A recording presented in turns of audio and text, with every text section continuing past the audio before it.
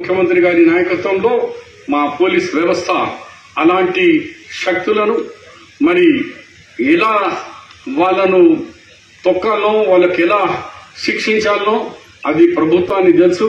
రేవంత్ రెడ్డి గారు స్పెషల్ గా ఆఫ్టర్ గణేష్ నిమజ్జనం తర్వాత సెన్సిటివ్ ఏరియాస్ లో అక్కడ మనకు కెమెరాలు ఎక్కువ పెట్టి వ్యవస్థను ఇంకా పటిష్టంగా చేసి అలాంటి ఘటనలు ఎక్కడ జరగకుండా प्रिवेंटिव చేసేందుకు राष्ट्र प्रभुत्व ముందుకు వస్తుంది.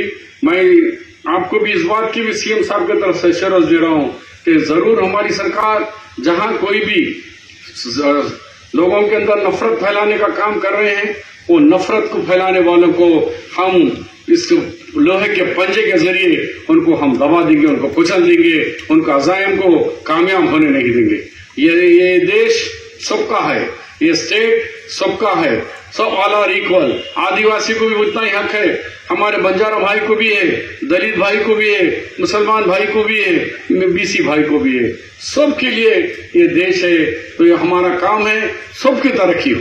कैबिनेट निर्णय पंडित जवाहरलाल नेहरू गारी ఆదేశాల మేరకు అప్పుడున్న డిప్యూటీ ప్రైమ్ మినిస్టర్ గారి నాయకత్వంలో హైదరాబాద్ కు వచ్చి ఇక్కడ నిజాం ప్రభుత్వానికి సరెండర్ చేసి యూనియన్ గవర్నమెంట్ లో హైదరాబాద్ రాష్ట్రాన్ని మర్జర్ విలీనం చేసిన ఆ దినం దాని పేరు 17 సెప్టెంబర్ 1948.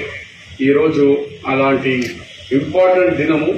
దాన్ని రాష్ట్ర ప్రభుత్వం పెద్ద ఎత్తున మన ప్రజాపాలన మీద కార్యక్రమాలు పెట్టుకుని దాన్ని ప్రతి జిల్లాలో ప్రతి గ్రామాల్లో ఉత్సాహాలుగా మనం చేసుకుంటున్నాం.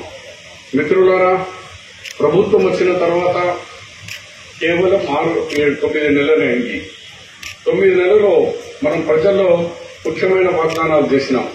6 పాయింట్స్ ప్రోగ్రామ్, 6 గ్యారంటీల స్కీమ్, 2 లక్షల రుణమాఫీ, ఇలాంటి కార్యక్రమాలు మనం ప్రజలకు తీసుకెళ్తాం. ప్రజలు నమ్మినారు, మన కోట్ వేసినారు, ప్రభుత్వంలో వచ్చిన కొన్ని గంటలకే మనం తక్షణమే ఆర్టీసీలో మహిళా సోదరులకు బస్ ఫ్రీ కార్యక్రమం చేస్తే ఈ జిల్లాలో దాదాపు 94,000 మా మహిళా సోదరులు ఆర్టీసీ బస్ను ఉపయోగించుకున్నారు.